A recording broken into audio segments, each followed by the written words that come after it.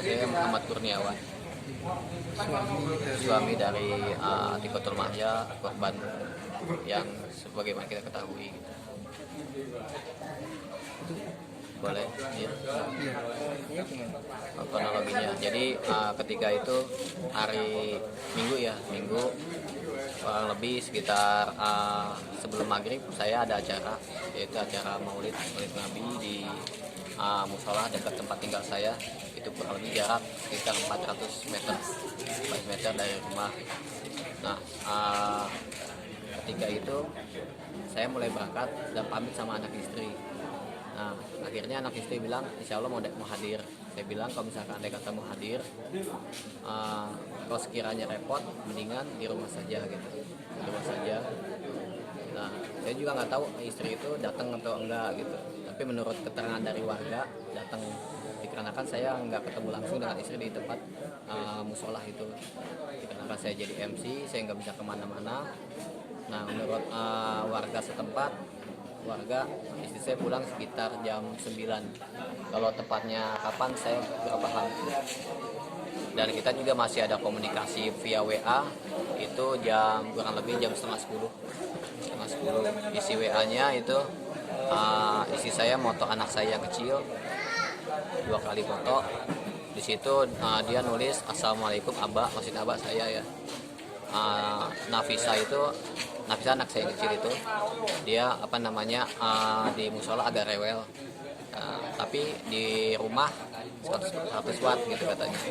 Ya memang kondisi lagi melek gitu, terus saya balas WA itu, dia bilang Waalaikumsalam sambil moto kiai yang ada di depan saya bilang masih di masjid gitu, masih di musola. Nah, setelah itu tidak berapa lama kemudian istri saya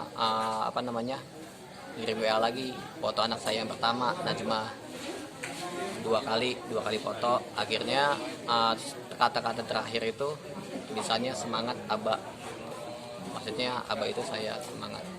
Nah, saya nggak balas WA itu dikarenakan kondisi memang pas jadwalnya saya harus naik gitu, harus jadi MC. Nah, saya lihat WA terakhir itu jam 22.04 itu terakhir kali WA aktif. Nah, saya nggak ada pikiran apapun soal itu. Akhirnya saya selesaikan acara kurang lebih jam 11 lewat. Akhirnya saya pulang jam setengah 12 sampai di rumah setengah 12. Saya temukan gerbang kondisi normal, tertutup tapi tidak terselot. Terus saya biasa ketok-ketok pintu ngucapin salam. Biasanya sih 3-4 kali ketokan salam, istri saya bukain pintu. Tapi ini sudah berkali-kali dan juga saya melantangkan suara saya untuk memanggil istri, nggak ada jawaban. Akhirnya saya memutuskan untuk keliling rumah dan madrasah. Saya cek pintu, saya cek jendela secara dari luar itu kondisi semua terkunci dari dalam. Akhirnya saya diam dulu kurang lebih sekitar 15 menit. Saya berpikir ada apa, saya sambil nyari-nyari di pekarangan. Akhirnya saya ada keputusan buat mendobrak pintu. Nah, dikarenakan pintu saya itu kebagi dua ya, kayak pintu double gitu, kebagi dua. Jadi kondisi yang atas itu tidak ada slotnya, maksudnya dalam artian tidak terkunci, yang bawah terkunci dan yang tengah terkunci gitu. Jadi ketika saya dorong begini, yang di atas agak buka itu ya? Ya, agak sedikit membuka. Akhirnya dengan tenaga saya dorong, terbuka. Kondisi terkunci gitu ya. Nah, pokoknya yang di pekarangan saya itu ada motor 1, terus juga kunci-kunci lengkap gitu, nggak ada yang hilang. Saya masuk ke dalam rumah, kondisi rapi, nggak ada yang mencurigakan.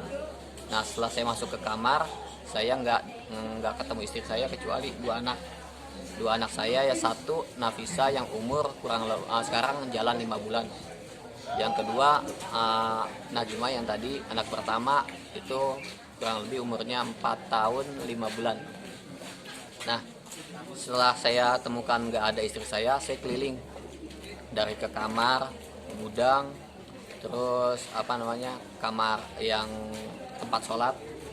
Terus juga saya buka lemari nggak ada, saya nggak nemuin istri. Dikarenakan saya panik, saya bingung. Akhirnya saya menghubungi remaja setempat untuk kumpul, itu melalui WA. Akhirnya apa namanya pemuda atau yang remaja beriringan datang, kurang lebih sekitar 10 orang. Nah, mereka juga sama mencari di pekarangan, di rumah, nggak ketemu. Terus kita memutuskan untuk menyisir bagian kebun, soalnya di belakang rumah itu ada kebun bambu, terus di depan rumah ada SD, di sebelah kanan ada lapangan juga. Kita harus coba sisir sebisa mungkin dengan kondisi gelap gitu ya. Kita coba pakai senter tapi ternyata nihil, jadi nggak ada nggak ada yang kita temukan. Nah, kurang lebih jam 2 saya masukin motor, ada inisiatif masukin motor, saya sandarkan motor itu dekat tembok, dan saya temukan ternyata ada satu jendela yang tidak terkunci, tapi posisi jendela itu rapat gitu loh, tapi tidak terselot. Nah, dan barang-barang yang di bawah jendela itu ada barang-barang kecil dan kondisi rapih, tidak berantakan. Sedangkan yang di depan jendela itu ada bangku, dia bangkunya setengah lingkaran, dan di atas bangku itu ada aqua galon, kurang lebih tiga rapat tuh masih ada air. Jadi saya sempat berpikir andai kata istri saya keluar dari jendela, otomatis ada pergerakan di situ, entah itu bangkunya bergeser atau misalkan ada barang-barang yang kecil itu berantakan gitu. Tapi saya nggak bisa berani memutuskan istri keluar dari situ atau tidak, dikarenakan ketika saya cek sendalnya itu tidak ada yang dipakai, alias masih utuh sendalnya di rumah. Nah, akhirnya saya setelah cari istri nggak ada di rumah, saya juga cari handphonenya nggak ada di rumah. Setelah saya keliling-keliling, saya ingat ada duit gitu ya. Saya lihat di kantong celana saya yang di kamar pink, di kamar tempat saya sholat itu duit kurang lebih sekitar 250, tidak ada. Terus saya lihat lemari istri saya itu agak terbuka sedikit ya. Di situ saya lihat dompet, ternyata dompetnya itu uang yang saya tahu ada uang ratusan ya, itu tidak ada. Untuk jelasnya saya kurang paham berapa ratus yang ada di dompet itu. Nah, itu sama uang receh, tapi uang receh itu tidak hilang. Nah, setelah kejadian itu kita pencarian sampai subuh. Akhirnya saya azan subuh ke musola sama sebagian remaja, satu standby di pekarangan, terus sebagian sholat subuh. Setelah sampai sholat subuh, saya ketemu Pak RT. Di situ saya ceritakan kronologinya dari A sampai Z. Dan beliau juga sempat kaget juga dengan apa yang saya sampaikan. Akhirnya kita sama-sama, beliau ke TKP ngasih nenangin saya dan segala macam. Akhirnya ngasih saya solusi juga, coba hubungi tetangga keluarga terdekat gitu. Saya nyoba hubungi adik saya di sini, Adip, sekalian nanya nomor paman saya Lesunar yang di Bekasi, barangkali istri saya kesana atau gimana gitu. Ternyata dari kedua saudara saya tidak ada menemukan istri saya di sana gitu. Nah, setelah itu akhirnya beberapa tetangga juga mulai bermunculan. Nah, tetangga saya yang di bagian atas, kenapa saya bilang atas, karena rumah saya itu turunan, Pak. Turunan. Nah, tetangga yang atas katanya sekitar jam 10 sampai jam 11 itu ada suara motor ke bawah ke tempat saya gitu ya. Terus buka gerbang. Soalnya gerbang saya itu kalau dibuka pasti bunyi. Akhirnya setelah setengah jam kemudian kurang lebih, akhirnya motor itu tutup gerbang dan naik lagi ke atas. Nah, di waktu yang bersamaan itu tetangga saya yang sebelah kiri atau yang di bawah, saya nyari informasi ke dia juga, itu kurang lebih dari antara jam 10 sampai jam 11 itu ada suara jeritan. Tapi bukan jeritan minta tolong ya, tapi jeritan seperti kaget atau teriak lah gitu. Itu sebanyak 3 kali. Nah, setelah 3 kali langsung senyap. Jadi kebetulan tetangga itu juga tidak keluar juga gitu, cuman mendengar suara jeritan. Nah, setelah hari udah mulai terang ya, saya juga nyari-nyari informasi segala macam. Kurang lebih jam 8 saya mau sholat duha, saya nyalain keran, masih biasa, ternyata airnya sudah mau habis yang ditoren. Akhirnya saya ada inisiatif mau nyalain mesin air, dikarenakan kita kan, saya nggak pakai otomatis ya, jadi patokannya kalau air habis sama air luber gitu ya. Nah, akhirnya saya nyalain mesin, terus saya tinggal kurang lebih 10 menit, saya kok jadi curiga di toren nggak ada air yang mengalir ke toren gitu. Terus suara di sumur bunyi gerujukan air. Akhirnya saya buka sumur dan saya lihat pakai senter, ternyata pipa itu tidak terhubung sama mesin, jadi air keluar dari mesin gitu.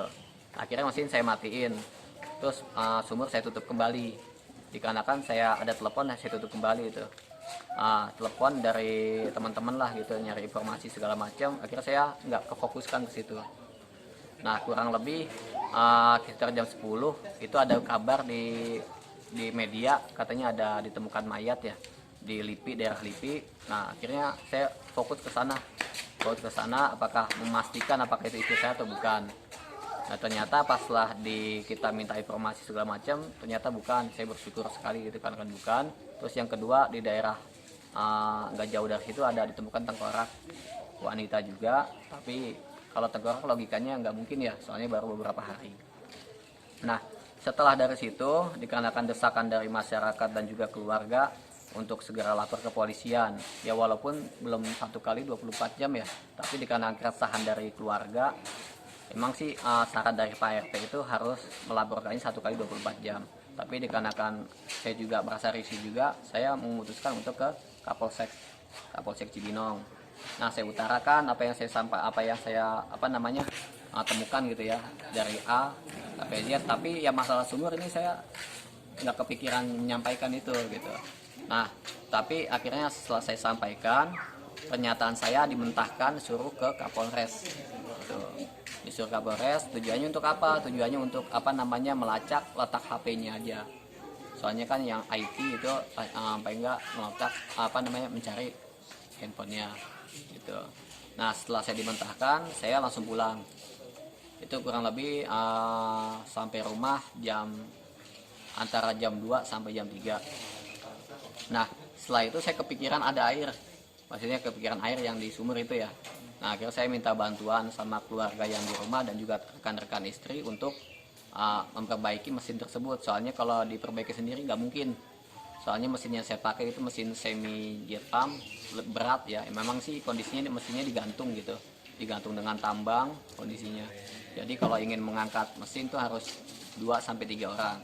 Akhirnya mesin kita angkat, ternyata kita dapati keni itu sambungan antara paralon ke mesin yang bentuk drat yang pakai kunci Inggris itu pecah, dan kondisi cover mesin itu juga pecah. Nah, kita juga tidak berpikir ada sesuatu di dalam sumur itu, soalnya kita senter ke bawah itu tidak kita dapati. Setelah kita perbaiki mesin tersebut, mesin saya nyalakan, air mengalir ke toren. Akhirnya toren itu luber ya sampai penuh. Nah, pas menjelang maghrib saya wudhu. Nah, pas wudhu saya merasakan air itu kok anehnya kayak bau-bau air kolam gitu, agak amis. Tapi saya nggak ngambil pusing ya, mungkin karena air lumpur atau segala macam gitu ya. Nah, akhirnya kita lanjut tetap sholat berjamaah di rumah, wirid di rumah segala macam sampai isya juga, nggak ada kejanggalan. Nah, warga datang setelah sholat isya itu jamaah dari musola tempat saya MC di sana itu datang semua ke rumah ya, tujuannya buat menghibur saya juga, menyupport saya juga, dan juga ngasih solusi gitu ya. Nah, setelah itu dikarenakan sudah hampir mendekati 1 kali 24 jam, akhirnya saya gitu ya berangkat ke Kapolres Bogor. Nah, sampai sana saya ceritakan kronologinya, tapi sayangnya ketika itu saya juga nggak kepikiran menceritakan tentang toren masalah air itu, dikarenakan memang kondisi saya itu memang lagi benar-benar bingung dan lain sebagainya gitu. Nah, setelah saya ceritakan demikian, ya pihak dari kepolisian juga agak rancu gitu ya, dan andai kata bisa ngebantu juga paling nggak semaksimal mungkin gitu. Nah, tapi pas ketika ingin dibuatkan surat kehilangan, akhirnya pihak kepolisian tidak bisa mengeluarkan itu. Dikarenakan kenapa? Dikarenakan ini wewenang KPPA katanya, Komisi Perlindungan Perempuan dan Anak ya. Nah, akhirnya saya suruh kembali lagi besok kurang lebih jam 8 sampai jam 9 pagi. Dikarenakan kerjanya KPPA itu jam kerjanya seperti 8 jam lah gitu ya. Nah, akhirnya saya pulang dari Kapolres itu kurang lebih jam 1 jam setengah 1 ya. Pokoknya sampai rumah itu jam 1 lewat. saya ketemu mertua saya sudah sampai di sana, saudara-saudara saya juga yang dari istri sudah sampai, rekan-rekannya juga sudah sampai. Ya kita sambut seperti biasa, kita ngobrol, saya ceritakan kronologinya bagaimana seperti gitu. Nah kurang lebih jam 2 saya istirahat dikarenakan belum tidur dari asal dari kejadian gitu ya, belum tidur, kondisi juga fisik juga udah lemes. Akhirnya saya tidur, kebetulan tidur saya kesiangan bangunnya jam setengah 6. Jam setengah 6 saya baru sholat subuh. Nah ketika saya masuk ke toilet, buang air kecil terus juga wudhu, kok bau airnya makin menjadi-jadi gitu, lebih parah dari sebelumnya. Akhirnya saya koordinasi sama pihak keluarga dan rekan istri yang ada di situ. Sebenarnya ngerasain nggak air kayak gini, saya bilang gitu. Iya kok airnya kok beda sih katanya. Kata mereka, kata saya sebenarnya air kita tuh jernih loh, saya bilang gitu. Soalnya pas lagi hari Minggu pagi saya nyalain air mesin pertama, itu air ngalir ke toren juga kan, dan kondisi air juga bagus gitu. Nah akhirnya dari pihak keluarga juga merasa curiga, yuk gimana kalau kita sama-sama buka lagi sumurnya. Nah akhirnya kita buka lagi sumurnya, dikarenakan kondisi itu kurang lebih jam setengah 7 ya, setengah 7 pagi, udah ada matahari agak terang, senter-senter ternyata ada putih-putih, bayangan putih-putih di dasar sumur. Dari situ juga saya udah mulai shock, Pak Usman juga sudah mulai shock. Kita masih menduga-duga gitu, ya mudah-mudahan jangan, tapi untuk kita memastikan, kita putuskan untuk memanggil tukang gali sumur. Nah kebetulan saya juga ada tetangga yang suka gali sumur. Akhirnya beliau itu datang ke rumah dan ngecek. Sebelum dia ngecek, dia nyorot lagi. Setelah nyorot dia mengucapkan istighfar. Kita tambah shock dengernya itu istighfar. Akhirnya dia nggak berani mengevakuasi karena dia bilang ini ranahnya polisi. Akhirnya kita laporkan ke Pak RT untuk menghubungi Babinsa, Babinas ya, itu untuk menghubungi kepolisian. Dan akhirnya nggak lama, kurang lebih sekitar antara 1 sampai 2 jam, pihak kepolisian itu datang dan memprosesnya. Ternyata memang benar di situ ada mayat almarhum. Mungkin itu dari kronologinya. Terus kemarin diotopsi juga ya Pak ya? Iya sempat diotopsi di rumah sakit apa ya, saya lupa itu, Kramat Jati ya. Polri ya. Terus Ya, Polri. apakah sudah ada informasi terkait dengan Nah kalau untuk masalah hasilnya dari pihak kepolisian belum bisa menyimpulkan hasil otopsi tersebut gitu, dikarenakan belum lengkapnya data-data dari TKP segala macam. Soalnya pas ketika dievakuasi sama polisi, dari kepolisian menemukan bercik darah gitu, dan kita yang di rumah pun tidak sadar kalau ada percikan darah. Dari mulai lemari makan itu ada tetesan darah, terus sama ubin ada darah, tapi dikarenakan darahnya sudah kering dan juga agak kecoklatan, kita nggak fokus, mungkin kita pikir itu kotoran gitu ya, soalnya kondisinya emang belum dipel dan juga belum disapu gitu. Nah akhirnya sama polisi juga dicek paralon segala macam, ternyata di paralon juga ada darah di situ. Darah kita juga nggak ngeh, padahal kita udah beberapa kali buka-buka sumur, tapi kita juga nggak sadar kalau ada darah di situ.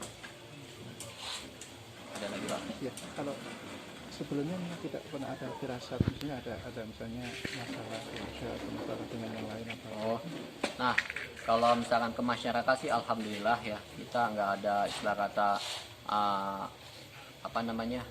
merasa nggak ada punya musuh. Soalnya kita juga bermasyarakat juga insya Allah dengan baik, masyarakat kenal kita juga secara baik. Kebetulan juga istri juga ngajar di situ, saya juga sama ngajar di situ.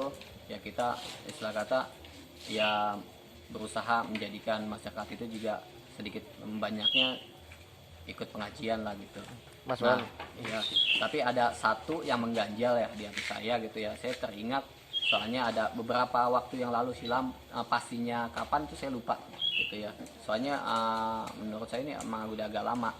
Jadi ada tetangga saya, ini mau sebutkan inisial atau nama? Jangan. Ada tetangga saya itu si A lah katakan. Nah si A ini profesinya itu sebagai supir sewa lah, supir sewaan charteran gitu, charter rental. Nah Kebetulan si A ini ada sangkutan piutang dengan istri. Nah, dikarenakan pas pertama dulu pernah minjem 1 juta, terus katanya buat charteran. Kebetulan juga pernah mampir juga ke sini untuk ngambil beras, itu si A nya ini. Terus akhirnya setelah pulang dari Jawa, alhamdulillah dia membayar uang tersebut sesuai dengan janjinya. Nah, beberapa hari atau minggu saya lupa pastinya, nah si A ini minjem duit lagi, itu minta duit sebesar kalau nggak salah 2 juta, tapi dikarenakan kita tidak megang 2 juta. Nah, tapi dengan adanya istri juga pengen ngebantu ya, namanya si A ini punya istri, dia bekerja di kita gitu. Jadi istrinya dia itu membantu ngasuh anak kita yang kecil. Nah, akhirnya karena istri merasa nggak enak, akhirnya minjem keluar duit 500.000. Nah, dia janjinya 3 hari. Setelah 3 hari, dikarenakan kita ada kewajiban untuk menagih hutang kan ya, akhirnya kita tagih hutangnya secara baik-baik. Alasannya dia belum ada duitnya dikarenakan buat DP mobil rental. Nah, kebetulan yang punya mobil rental ini itu adalah salah satu guru di madrasah kami, gitu, yang ngebantu kita ngajar lah gitu. Nah, akhirnya istri ada inisiatif konfirmasi ke si pemilik yang biasanya si A ini suka pinjam mobil. Nah, setelah dikonfirmasi ternyata si A ini nggak DP mobil gitu, dan dari pihak pemilik mobil juga nggak pernah minta DP atau segala macam untuk dipinjamkan mobilnya. Nah, setelah itu akhirnya ada kerancuan dong dari istri, dan ada rasa nggak percaya segala macam, akhirnya ditagih lagi. Mas, kalau dari kepolisian apakah sudah ada informasi terkait kejelasan dugaan yang terjadi dengan almarhumah? Belum Ada masih informasi. dalam tahap penyelidikan. Dikarenakan si A ini belum ketemu. Dalam arti belum ketemu, ketika istri saya hilang, emang si A ini katanya menurut warga itu minggu siang itu ada di rumah. Nah, tapi minggu sore itu nggak ada keterangan. Iya, sama sekali keterangan dari istrinya sih, si A ini itu pergi entah itu ke Cirebon atau gimana gitu ya, untuk ada charteran. Saya kurang paham, tapi dengar dari tetangga sih Sampai begitu, sekarang belum gitu. pulang dia. Sama sekali belum pulang. Nah, kami juga dengar panjenengan dan istri itu membuka majelis taklim di sana. Iya. Itu bisa cerita itu. Sedikit. Kalau dibilang majelis taklim sih belum ya, dikarenakan kondisinya masih lingkupnya kecil. Kita sih cuma buka di rumah saja bagi anak-anak yang kecil, kayak anak usia SD dan juga SD ke bawah, untuk ngaji di madrasah ya. Kurang lebih santri sama santriwati itu kurang lebih sekitar 70 anak itu yang di madrasah. Tapi kalau yang di musola itu saya ngajar, kalau di musola saya ngajar remaja aja sih gitu. Termasuk istri ngajar di masyarakat? Enggak, kalau itu enggak, Di madrasah itu ya. di madrasah di rumah saja. Ini inisiatif jenengan dan istri ya untuk Iya, membuka inisiatif. ini. Dikarenakan dulunya ada beberapa tetangga yang minta diajar gitu ya, diajar ngaji. Akhirnya lama-lama makin banyak, akhirnya ya sampai sekarang. Harapannya keluarga itu? Ya, harapan keluarga sih kita pengen kasus ini tuntas, dan juga bertemu titik terangnya seperti apa. Kalau saya pribadi sih nggak ada rasa dendam segala macam sama si pelaku. Saya cuma berharap si pelaku bisa diproses secara hukum, dan juga mudah-mudahan saya berharap juga secara keluarga juga ya berharap almarhum juga tenang di sana, dan juga si pelaku juga tetap semoga lekas ketemu gitu. Itu aja sih. Makasih, Pak. Cukup mungkin terus tidur lagi dia kurang Nggak jam bangun. 10. Dan pas ke pengajian, kalau warga bilang itu istri jenengan bawa anak ya, dua-duanya Anak, dibawa ya. dua-duanya. Terus pulang ke rumah, itu nidurin anak kali ya. Iya, Terus habis itu sudah nggak ada iya.